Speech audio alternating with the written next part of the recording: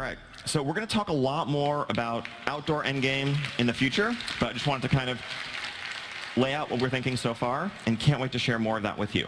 Now, onward to raids and dungeons. So first, I'm going to walk everybody through some of the actual instances, some of the actual content, and then we have a little systems thing to talk about at the end, but we'll get to that in a minute. So raids first. So we have two raid zones that we're going to be launching Legion with, the Emerald Nightmare and the Grand Palace of Suramar. So the first raid zone, accessible a few weeks after launch. I think we're going to go with the same system and the same overall structure we used for Warlords. I thought that pacing worked pretty well. You didn't feel obligated to rush to max level, but the raids were there when you were ready for them. So the first raid is the Emerald Nightmare. This is a 7-boss raid in Val'sharah. And this is the Emerald Dream. At long last, players get to venture into the Emerald Dream, see what has become of it. Seriously. So the Emerald Dream is, in its origins, it's actually the blueprint for all life on Azeroth in a sense. It's this verdant paradise, this parallel world that mirrors Azeroth, unspoiled. Well, unspoiled for a while, until it fell into Nightmare and was corrupted at the hands of Xavius. And that's where you're going. That's the place into which you are headed. You'll get there by actually climbing the World Tree Shaladrasil in the zone of Val'sharah, crossing over from our reality into the reality of the Dream, and doing what you can to root out corruption there. So let's look at some of the enemies that you'll be encountering. So first off, one of the really sad things from an encounter design perspective about Draenor was that, according to the lore, there are no dragons in Draenor. We had to go in a year and a half, an entire expansion, without any dragons to fight. That is a tragedy. So of course, what should we make the very first raid boss of the new expansion? Dragon.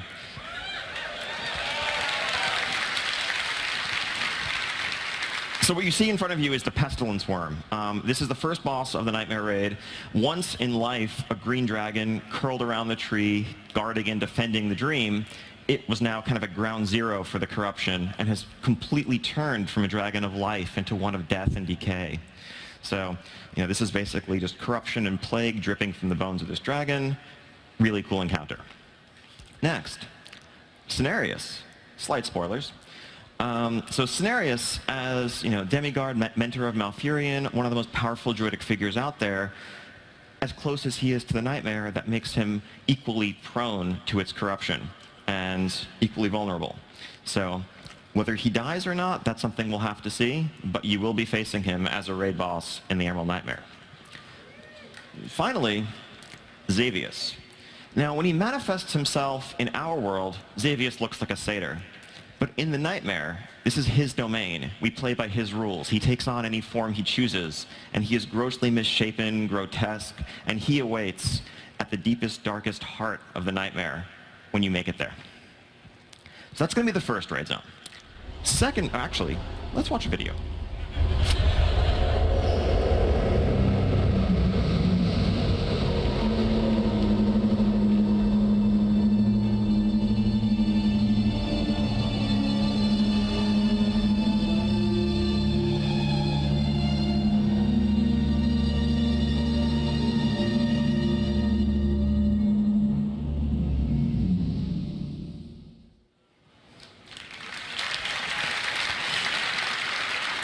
So yeah, if you look at that video, you might have noticed a couple of familiar locations. Remember, the Dream is a parallel of Azeroth, and so the Nightmare, so too, is it a parallel.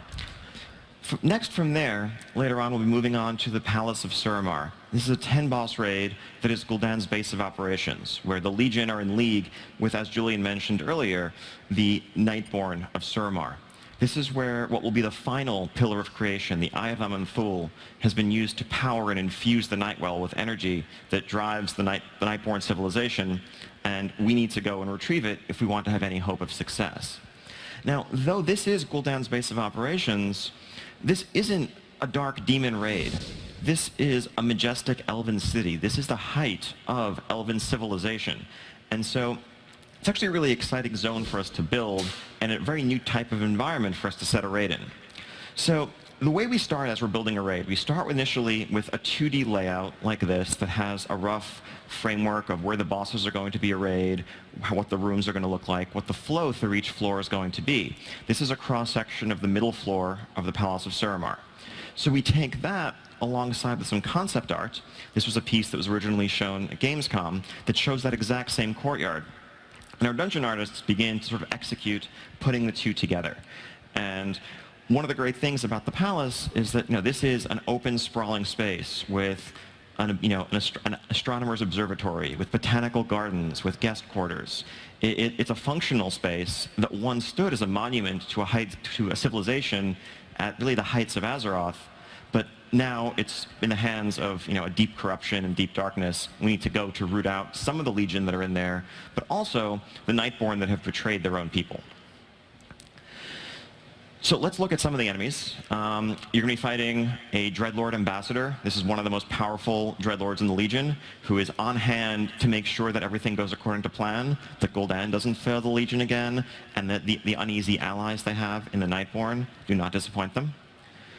And the Grand Magistrix of the Nightborn herself, who has basically power over time given to her by the Eye of Emanful and the Nightwell. She is one of the most powerful mages in existence, and she's going to stand in our way before we can get to Gul'dan, who will be the final boss of this raid. So, it's a little bit about our raids. Now let's dive into dungeons. So, you've heard me say before that dungeons are at the heart of the Legion expansion in a way that I think dungeons have been at the heart of no other previous expansion. We have 10 dungeons coming for you in Legion. So first off, let's go over a quick look at the level up dungeons that you're going to be experiencing. And then we'll take a closer look at a few of them, and then talk about some other stuff. So, level up dungeons. The Eye of Ishara is in Azuna. This is the place where you'll continue and finish up the storyline of that zone. Neltharion's Lair in High Mountain was once the cavern home of the dragon Deathwing, before he was Deathwing, when he was Neltharion. It's now hollowed out, and this has become the capital of the Drogbar civilization, and you're going to have to go in there at the conclusion of the zone storyline to retrieve the Pillar of Creation from the Drogbar's hands. Halls of Valor and Darkheart Thicket I'll be talking about more in a second. Violet Hold, of course, Violet Hold is in Dalaran. As Dalaran moves, always going to be some shenanigans, always going to be some things afoot in Violet Hold. Somewhere along the way, it's not available right as you level up, but there'll be something that happens in the city that's going to require you to go in here. Now, something you've noticed as I've talked about these dungeons is we really want to integrate them into the storyline of the zones more than we have recently. They're not just complementing the zone or giving you, a look at a different aspect of the zone's ecology. Instead, many of our zone quest lines directly culminate in dungeon experiences. We want the dungeon to feel meaningful and every bit as part of the zone as the quests you're doing outside. Oh, and of course, since the world as a whole is flexible and non-linear, the dungeons also can be done in any order as you level up, depending on what zones you choose.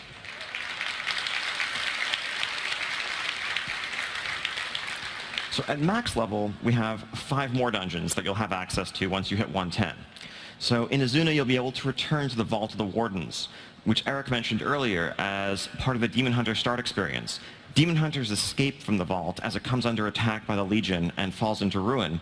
You're going to need to go back there at max level to uncover the secrets of why the Legion was attacking in the first place, and what Gul'dan was up to, and why in the world he wanted Illidan's body.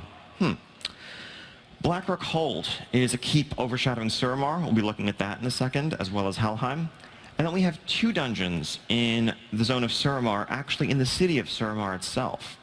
The Noble District is actually an outdoor dungeon set in the city of Suramar, where you're infiltrating the home of one of the most powerful noblemen in Suramar as he plays host to a party for many of the most powerful Nightborn and even the Grand Magistrix herself. This may be a rare opportunity to strike at the Grand Magistrix, and it's not something you can pass up. We're looking to create some gameplay in this dungeon that's very different from anything we've done, actually probably ever, in World of Warcraft. Suramar catacombs beneath the city, and in fact, these catacombs stretch beneath the entire zone.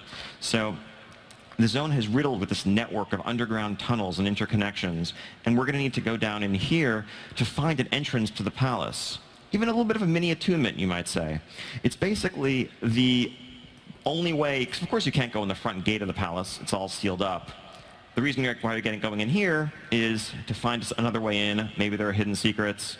The way the palace is going to work, actually, you will come in from underground and work your way up through the very foundations of the Nightwell, through the basement of the palace, to eventually reach its highest heights. Now let's look at a few dungeons more closely. So, Darkheart Thicket. This is a level-up dungeon in Val-Shara, and this takes place at the foot of the corrupted world tree, Shaladrasil. You're going to venture in here to the heart of the forest's corruption, and you're going to need to do this as a culmination of the zone's storyline to rescue an ally who's been trapped in the clutches of the nightmare. Let's take a look at what this looks like.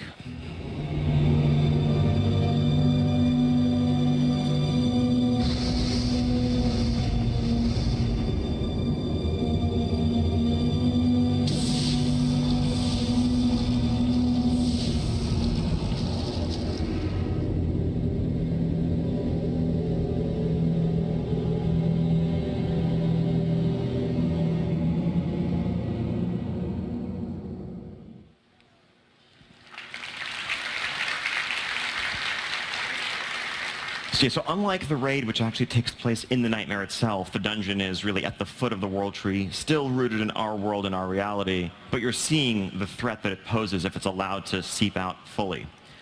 So now in Stormheim, we have a couple of dungeons to talk about more closely. So the Halls of Valor, or level-up dungeon, this is very heavily inspired by the mythology of Valhalla. And these are the halls, the golden, glowing halls in the skies, where the greatest warriors of the Vrykul go, so that they can spend eternity brawling and feasting and hunting and reveling in their glory. Odin sits on his throne overseeing these lands, and you need to go here, and you're actually going to be brought here by your race against the god king of the Vrykul in service of the Legion, who's also seeking to claim the Aegis of Agramar. The two of you are going to come to a deadly confrontation in front of Odin as you each seek to prove your worth and prove that you are the one that is worthy of holding the pillar of creation known as the Aegis. Let's look at the Halls of Valor.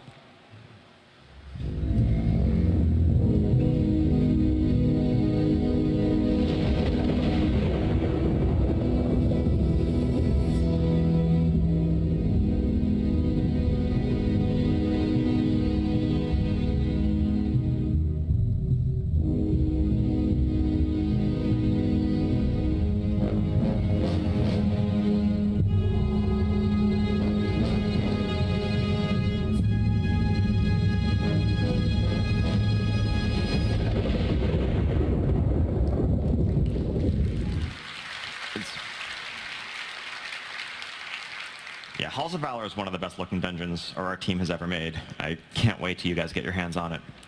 So the counterpart to the Halls of Valor. So whereas the greatest warriors of the Vrykul ascend to spend an eternity feasting in the Halls of Valor, the cursed, the fallen Vrykul, they are ferried on the ship of the damned to Helheim, the domain of the fallen Valkyr queen Helya. And you are going to find yourself at a fog-shrouded dock alongside other fallen souls, waiting for the ship of the damned so that you can get on board and retrieve and safeguard some of the most precious of cargo. You'll have to see what it is.